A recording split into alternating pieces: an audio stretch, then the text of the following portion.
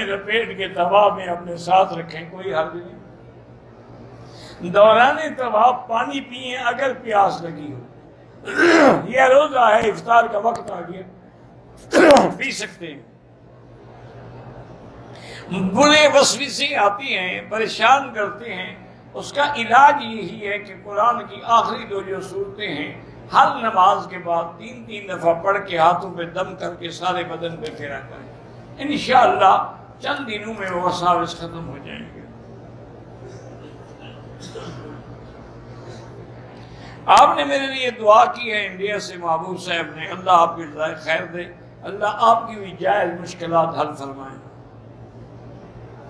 کعبۃ اللہ میں اگر ایک آدمی نے اعتکاف کی نیت کر دی تو اعتکاف کے دوران میں طواف کر سکتے ہیں، مسئلہ ہے مسجد سے باہر نہ جائے نا، طواف تو مسجد کے اندر ہے، طواف کیوں نہ کرے؟ اسی طرح اگر مسجد نبوی میں بیٹھا ہے تو صلاۃ السلام کے لیے بھی جا سکتے ہیں، وہ مسجد کے اندر ہے۔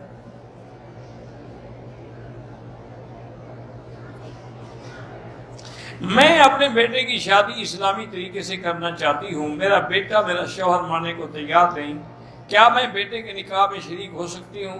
ایسے میں ایک وہاں بالکل آپ شریک ہوں، آپ نصیحت کرتی رہیں، باقی اللہ ان کو ہدایت دے۔ آپ کی نیت اچھی ہے کہ اسلام کے مطابق ہو، لیکن وہ نہیں مانتے تو قیامت میں خود بھوگتیں گے، تم تو ماں ہوگے، اگر بیٹے کی خوشی میں نہیں جاؤ گی تو دلوں میں ایک قسم کا نعوذ باللہ دراڑ پڑ جائے گی۔ سورۃ کہف ساری جو ہے عظیم نعمت ہے، اور خاص طور پہ سورۃ کہف کے پڑھنے سے حکم ہے حدیث میں کہ جمعہ کے دن پڑھا کرو، اور اس کے پڑھنے والا جو ہے ایک تو دجال کے فتنے سے محفوظ ہوگا، اور دوسرا انشاءاللہ اس کی قبر میں بھی نور ہوگا اور قیامت میں بھی نور ہوگا۔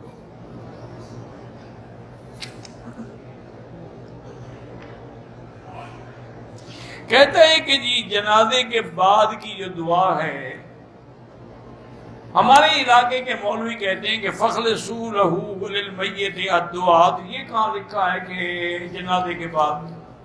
وہ جنازے والی جو دعا ہے اس کے بارے میں حکم ہے کہ اخلاص سے دعا کرو، یا اس کے بعد یہ حکم اس کے لیے ہے کہ دفن کرنے کے بعد قبر میں اس کے ثابت قدم رہنے کے لیے دعا کرو۔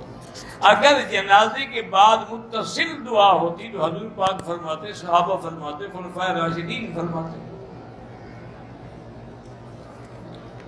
مجھے آج تک ایک بات سمجھ نہیں آئی، بہرحال علماء کو تو پتہ ہوگا، یہ لوگ جنہیں حدیث و قرآن کی ایک غلط تعویل کر کے لوگوں کو گمراہ